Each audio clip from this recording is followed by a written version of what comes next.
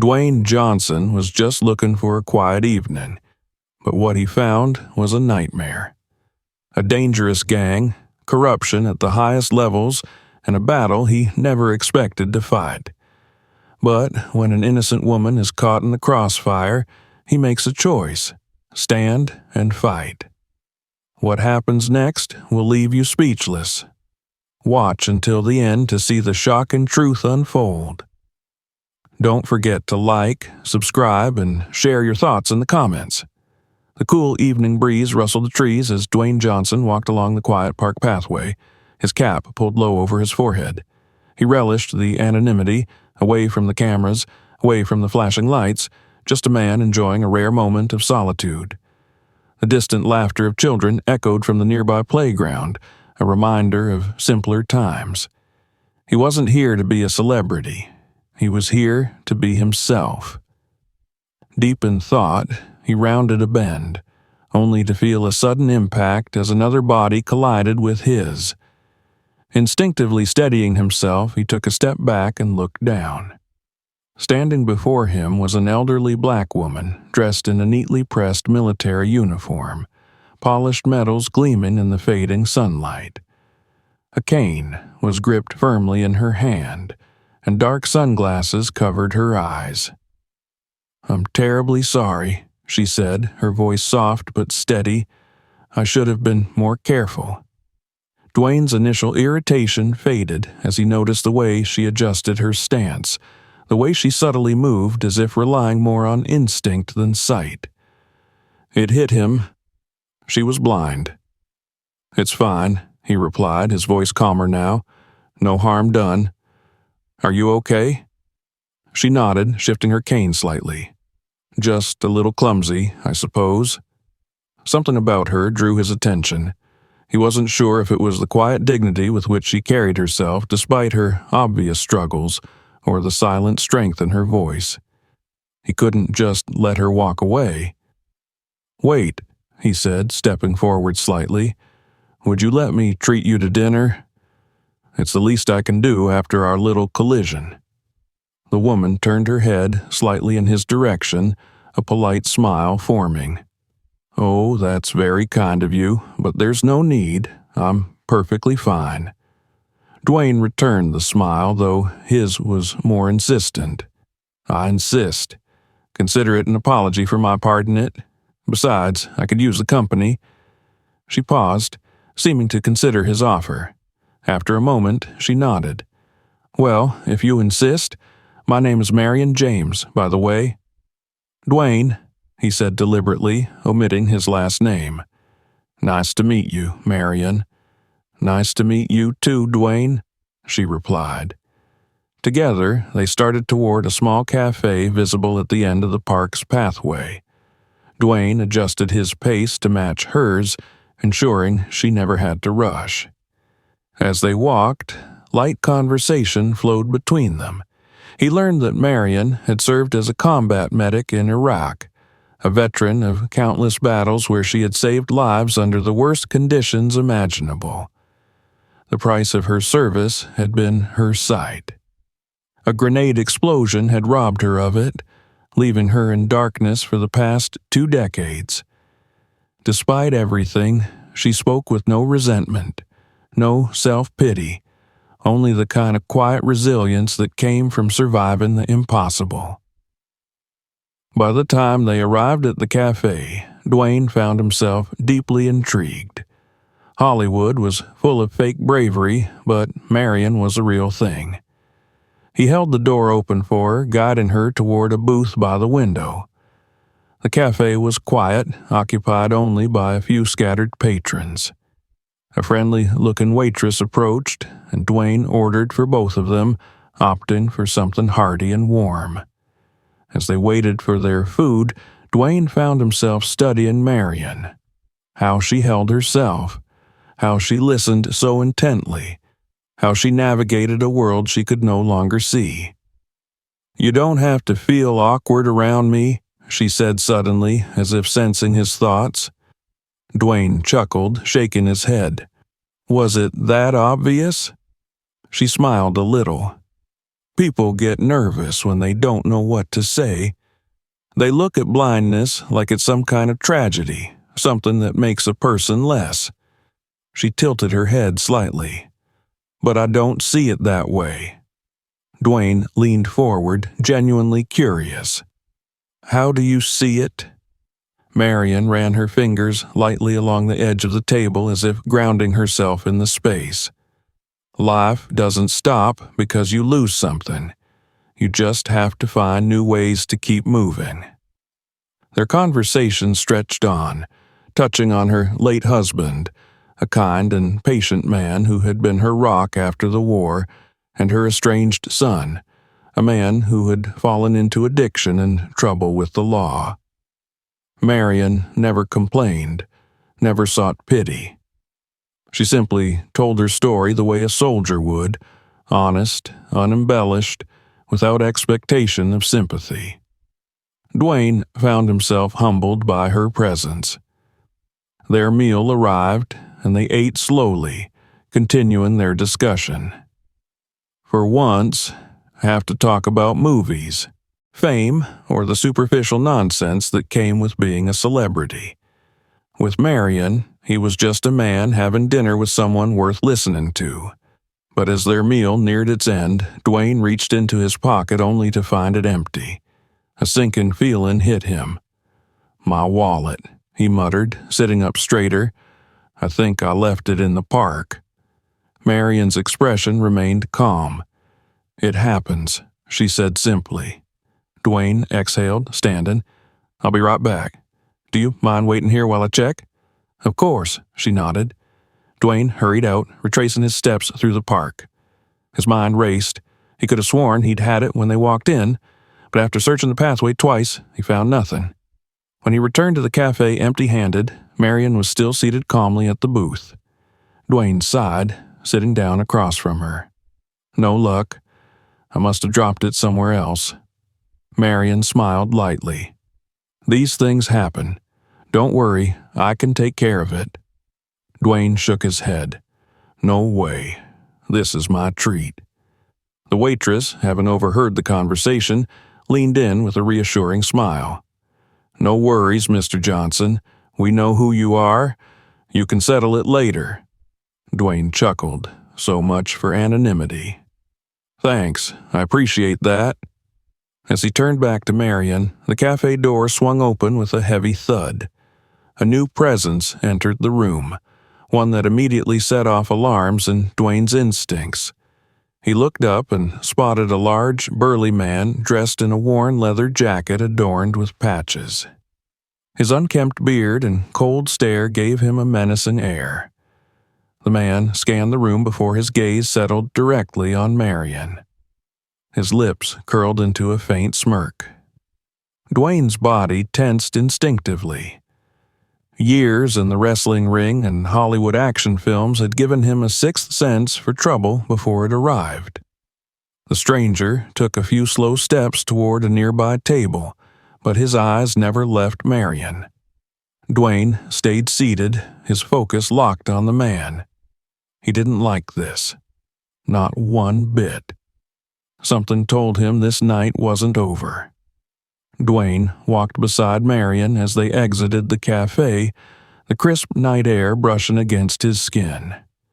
His mind remained on the man from earlier, the way his cold stare had lingered on Marion as if she were a target. He had seen men like that before. Men who didn't just throw threats for show, but truly believed in their own twisted superiority. He glanced around as they moved through the quiet streets, his instincts tingling. The city seemed still, but Dwayne knew better. The moment felt too controlled, too expectant, as if something lurked in the shadows, waiting for the right time to strike. Marion walked at a steady pace, her cane tapping softly against the pavement. She didn't seem worried, but Dwayne wasn't about to lower his guard. The encounter in the cafe had left a bad taste in his mouth. "Did you notice that guy earlier?" Dwayne asked, keeping his voice low as they approached a crosswalk. Marion sighed. "I noticed." You didn't react." "There was no point," she replied simply. "Men like him live for reaction. They want to feel powerful. I learned a long time ago not to give them that satisfaction." Dwayne respected her composure, but he didn't share her restraint. He had spent his entire life standing up to bullies, and he wasn't about to start backing down now. He exhaled sharply, trying to push the tension out of his body. Maybe the guy was just another loudmouth who thrived on intimidation. Maybe he wasn't going to do anything. Dwayne's gut told him otherwise. They reached the corner near Marion's apartment building, an older structure nestled between modern developments. The street lights cast long shadows across the pavement, the usual hum of traffic quieter than usual. "You sure you'll be okay?" Dwayne asked, stopping at the entrance. Marion tilted her head slightly. "You think I haven't walked these streets before?" Dwayne smirked. "I think you're tougher than most people I know." Marion chuckled, unlocking the front door. "You'd be right about that, but thank you, Dwayne, for dinner, for the company." He nodded. "Get some rest, Marion. I'll check in on you soon." As she disappeared into the building, Dwayne took a slow breath and turned back toward the park. He had planned to head home, but his instincts wouldn't let him. Something about tonight felt unfinished. The sound of footsteps behind him made his muscles tense. They weren't hurried, but they weren't casual either. Controlled, measured. Dwayne didn't react immediately. He kept walking, letting whoever was behind him think he was unaware. He turned onto a dimly lit street, his senses heightened. The footsteps followed. He stopped. The moment he did, the footsteps hesitated. Then they stopped too. Dwayne turned around slowly. 3 men stood a short distance away, partially concealed by the dim glow of the streetlights. The one in the center stepped forward, his leather jacket marked with the same insignia he had seen on the man in the cafe. The snarling wolf wrapped in barbed wire. Dwayne sighed. Figures.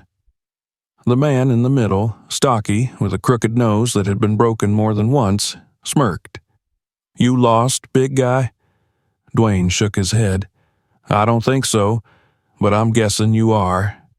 The man's smirk widened. "You embarrassed my friend back there. He doesn't like that." Dwayne crossed his arms. He should have kept his mouth shut. The smirk disappeared. The stocky man took another step forward, cracking his knuckles. "Here's how this works. You mind your own business and we won't have a problem. But you keep playing hero." He tilted his head. "Well, things get messy." Dwayne let out a slow breath, rolling his shoulders. "You really want to do this?" The man chuckled, a low, gravelly sound. "Nah, I don't want to, but I'm gonna." Dwayne moved first. His fist crashed into the stocky man's jaw before the guy even had time to register what was happening. The crack of impact echoed down the empty street as the man stumbled back, dazed. The 2 others lunged. Dwayne caught the first one's wrist mid-swing and twisted, sending the man's own momentum against him. He yanked him forward, slamming him into a nearby lamp post with enough force to knock the wind out of him. The second attacker swung a knife. Dwayne sidestepped, catching the man's forearm and delivering a brutal knee to his ribs. The man grunted in pain but didn't go down. He twisted free, slashing again. Dwayne ducked, then countered with a solid punch to the gut. The man's breath hitched as he staggered. Dwayne followed up with an elbow strike to the side of his head, sending him sprawling onto the pavement. The stocky leader groaned, rubbing his jaw as he pushed himself up. His eyes burned with rage. "You think this is over?" Dwayne exhaled, shaking out his fists. "I think you should walk away while you still can." The stocky man spat onto the ground. "You have no idea what you just got yourself into." Dwayne watched as the three men retreated into the shadows, their presence lingering like a bad aftertaste. He wasn't naive. He knew this wasn't the end. It was just the beginning. His phone buzzed in his pocket. Unknown number. Dwayne frowned before answering. "Yeah?" The voice on the other end was low, controlled. "You should have minded your own business, Johnson." Dwayne's grip on the phone tightened. "Who is this?" A slow chuckle. "You'll find out soon enough." The line went dead. Dwayne stood in the empty street, his jaw tightening. He didn't know exactly who he was dealing with yet, but one thing was certain. They had just made a big mistake. Dwayne sat in his apartment, his mind replaying the events of the past 24 hours. The confrontation in the cafe, the attack in the alley, the phone call. Everything pointed to the same conclusion. These men weren't just some gang of lowlifes looking for trouble. They were organized, connected, and dangerous. And they weren't going to let this go. He pulled up his phone and began researching. It didn't take long to find them. The Hell Wolves, a notorious biker gang known for their deep ties to organized crime, drug running, arms dealing, extortion, and even rumors of human trafficking. More than that, they had powerful connections within law enforcement. Multiple arrests had been made over the years, but convictions were rare. Witnesses disappeared. Evidence went missing. It was the same story over and over again. Dwayne knew he couldn't take them down alone. He needed information, something solid that couldn't be swept under the rug. His phone vibrated again, another unknown number. He debated ignoring it, but something told him to answer. "You really don't know when to quit," a voice sneered on the other end. It was Rick. Dwayne leaned back in his chair, keeping his voice calm. "I was just starting to think the same about you." Rick chuckled. "You're making a lot of noise, Johnson. That video you posted, real cute. But see, you don't understand how this works. You think people care? In a week, they'll forget. You'll move on. But us, we're not going anywhere." Dwayne exhaled slowly. "You sure about that?" There was a pause, then Rick's voice dropped to something colder. "Let me explain something to you, big guy. You keep poking your nose where it doesn't belong, and you won't be the only one paying the price. Accidents happen. Maybe to you. Maybe to that old blind lady you're so fond of." Dwayne's jaw tightened. "You touch her, and I'll bury you." Rick chuckled again, but there was an edge to it now. "Then do yourself a favor. Walk away." The line went dead. Dwayne set his phone down, his fingers curling into a fist. He wasn't walking away. Not now. Not ever. His thoughts were interrupted by a text message. Unknown number. "I have information on the Hell Wolves. Meet me in 1 hour. Parking garage. 5th and Broadway. Come alone." Dwayne stared at the screen. It smelled like a setup. But if it wasn't, this could be the break he needed. An hour later, he pulled into the parking garage. The place was nearly empty, the flickering overhead lights casting long shadows across the concrete. He stepped out of his car, scanning the area. His instincts screamed at him to be careful. A figure emerged from behind a pillar, a man in his 40s, wearing a hooded sweatshirt pulled low over his face. His posture was tense, eyes darting around as if expecting someone to be watching. "You alone?" the man asked, his voice low. Dwayne nodded. "Who are you?" "Doesn't matter. I don't have much time." The man glanced around again. "Listen, the Hell Wolves aren't just some street gang. They have protection. Cops, judges, business owners. That's why they never get caught." Dwayne had already figured as much. "I need proof." The man exhaled sharply. "I've got it. Records, transaction logs. They're running more than drugs. They're trafficking people, women, kids. They use strip clubs, bars, truck stops. They own people. And the cops? They let it happen. Dwayne's stomach twisted. He had suspected they were dirty, but this was worse than he imagined. Who's in charge? The man hesitated. Rick's not the top guy. He's just a piece of it. The real power's higher up. Before he could say more, a gunshot rang out. The man's body jerked violently as a bullet tore through his chest. He collapsed, gasping for air as blood pooled beneath him. Dwayne spun, searching for the shooter, but all he caught was the faint glow of a motorcycle's taillight disappearing into the shadows. He dropped to his knees beside the dying man. "Stay with me." The man's lips trembled, his breath coming in short, ragged gasps. "Too many," he wheezed. "You can't stop. All of them." His eyes glazed over, and his body went still. Dwayne clenched his jaw, rage simmering beneath his skin. They had silenced him before he could say more. He pulled out his phone and called Marion. "We have a problem," he said, his voice hard as stone. A pause. Then Marion's voice came through, sharp and unwavering. "Then we hit them harder." Dwayne looked down at the lifeless body in front of him, his fists clenching. "Yeah," he muttered. "We do." Dwayne gripped the steering wheel as he drove through the city streets, his mind racing. The murder of the informant had changed everything. This wasn't just about threats anymore. The Hellwolves had sent a message loud and clear. They were willing to kill to protect their operation. But instead of backing down, it only solidified Dwayne's resolve. He wasn't letting them get away with this. He needed evidence, real evidence, something that couldn't be ignored or swept under the rug. And he had a plan to get it. He pulled up outside Marion's apartment, parking a block away just in case anyone was watching. He knocked once, and she opened the door immediately. She was already dressed in her military jacket, her expression unreadable but determined. "Tell me you've got a plan," she said, stepping aside as he entered. Dwayne sat down at her kitchen table. "I do. I know where they meet. A warehouse on the edge of town.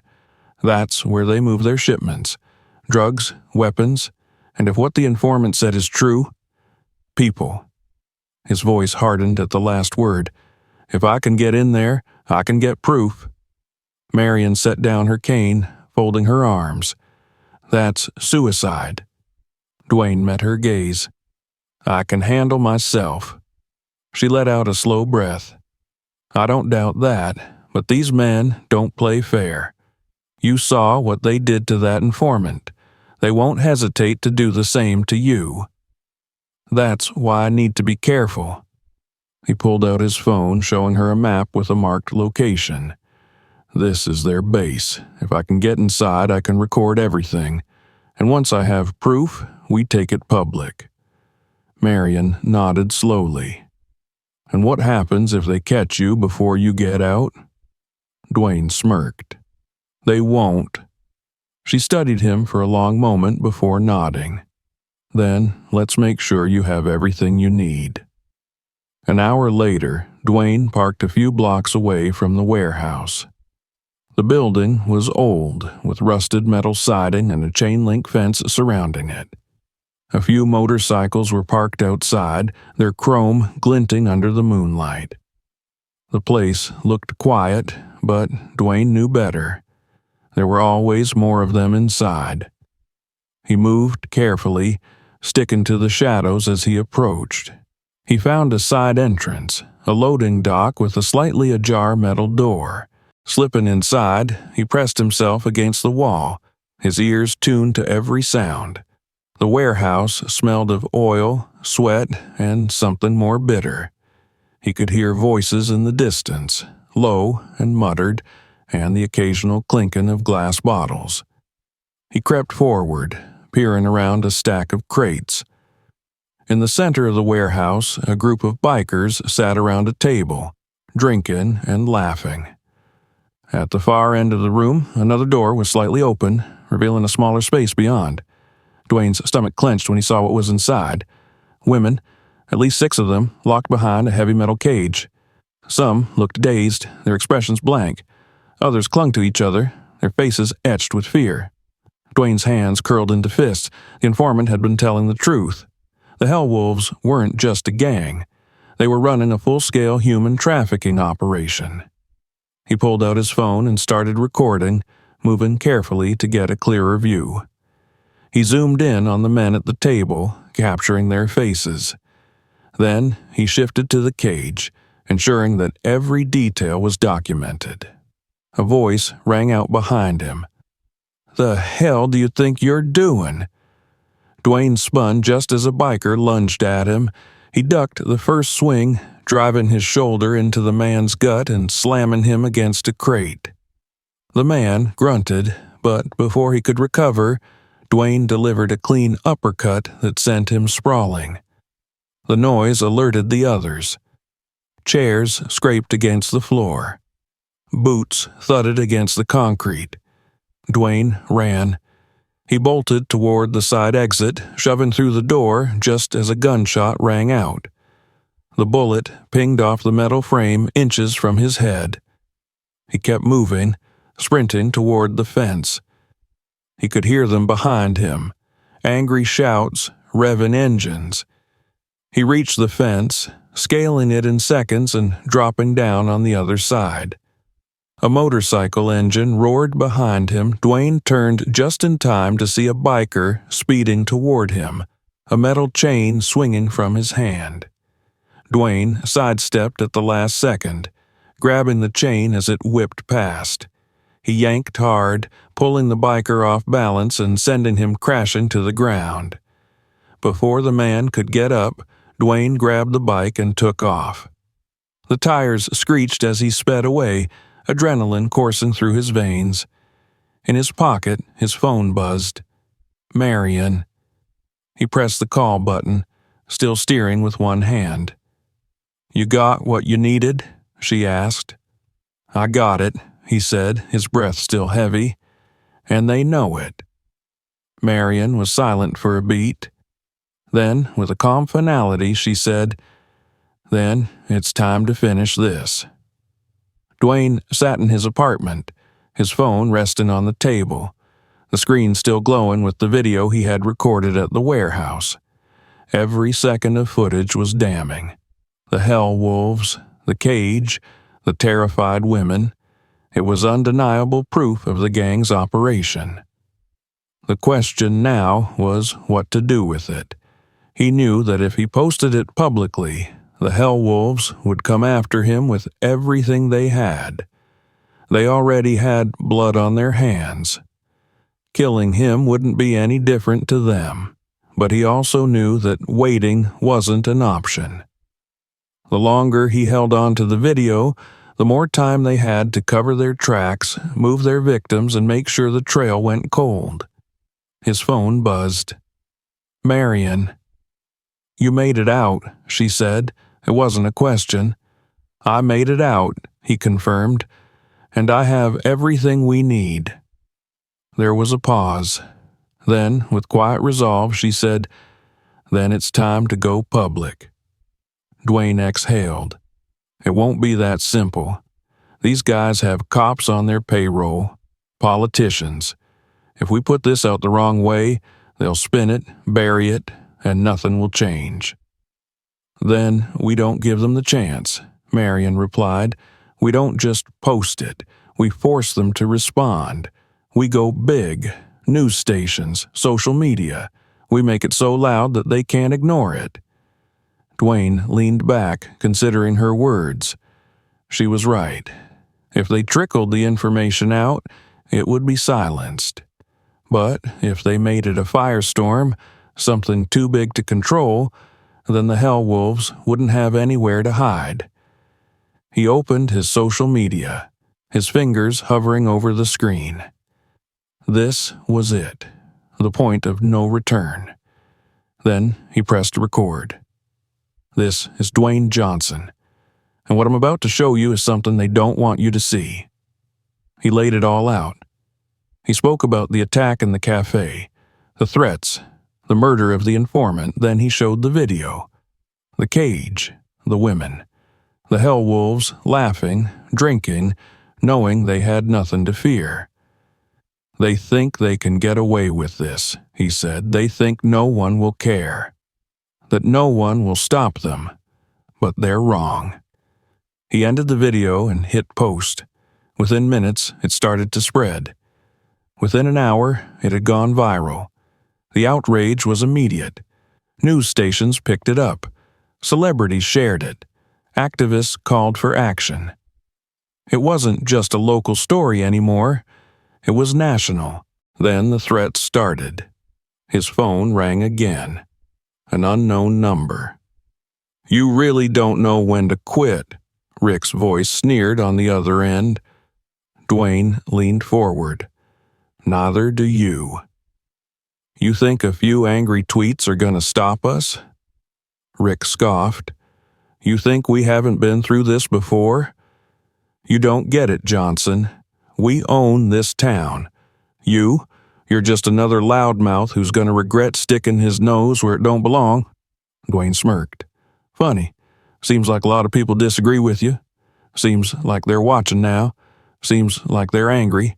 And I don't think you're ready for what happens next." Rick was silent for a moment, then a quiet chuckle. "All right, big guy. You want to play this game? Fine. Let's see how much you really care about that old woman." The call ended. Dwayne's blood ran cold. He grabbed his keys and bolted out the door. By the time he reached Marion's apartment, the front door was hanging open. Inside, the furniture was overturned, papers scattered.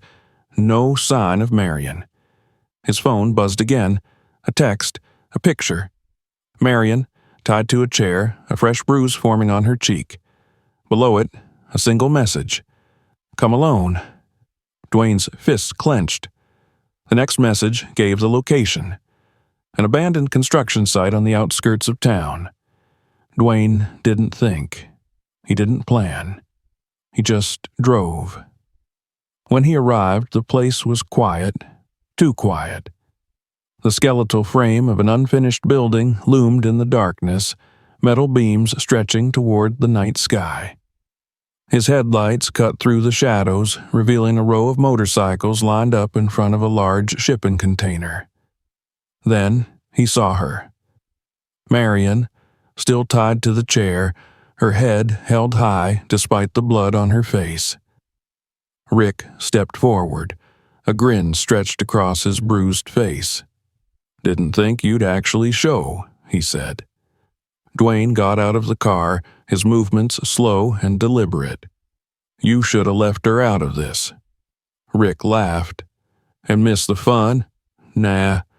See, you made this personal, Johnson. You embarrassed me. You made people think we're weak. We can't have that." Dwayne took another step forward. "Let her go. This is between you and me." Rick smirked. "You don't get to make demands. You want her? You come get her." Dwayne didn't hesitate. He moved like a storm, closing the distance before Rick could react. His fist crashed into Rick's jaw, sending the gang leader sprawling. The other bikers moved in fast, but Dwayne was faster. He ducked under the first swing, grabbed a man by the collar, and hurled him into another. A boot to the ribs sent another crumpling. A punch to the throat silenced a fourth. Rick staggered to his feet, wiping blood from his mouth. "You really think you're walking out of here?" Dwayne glared at him. "I know I am." Sirens. Red and blue lights flooded the construction site. The police had arrived. Not just any police. The FBI. Rick's smirk faltered. "What the hell?" Dwayne grabbed him by the collar. "You'd think I came alone?" Marion had been working behind the scenes. As soon as Dwayne posted the video, she had sent everything to the right people. The ones who weren't on the Hellwolves' payroll. The ones who had been waiting for an excuse to take them down. Agents swarmed the site. The bikers were thrown to the ground, handcuffed, weapons confiscated. Rick struggled, but it was over. Dwayne knelt next to Marion, untying her. "You okay?" She smiled, wincing slightly. "I've had worse." They watched as Rick was dragged toward a police van, his face twisted in rage. He locked eyes with Dwayne, spitting onto the ground. "You think this changes anything?" Dwayne met his glare. "I think it changes everything." By morning, the Hell Wolves were all over the news. Arrests, seized assets, corruption scandals, the entire system was being shaken. Dwayne stood beside Marion as they watched the reports. "They'll be back," she said quietly. "I know," Dwayne replied. Marion turned to him. "So what now?" Dwayne exhaled, his eyes still on the screen. "Now, we keep fighting." The battle wasn't over, but tonight they had won, and that was enough. Justice had been served. But the war was just beginning. Justice has been served, but the fight is far from over. Corruption, power, and fear still control the streets, but as long as people like Dwayne and Marion stand up, there's hope. What would you have done in this situation? Let us know in the comments. Don't forget to like, subscribe, and turn on notifications so you never miss a story.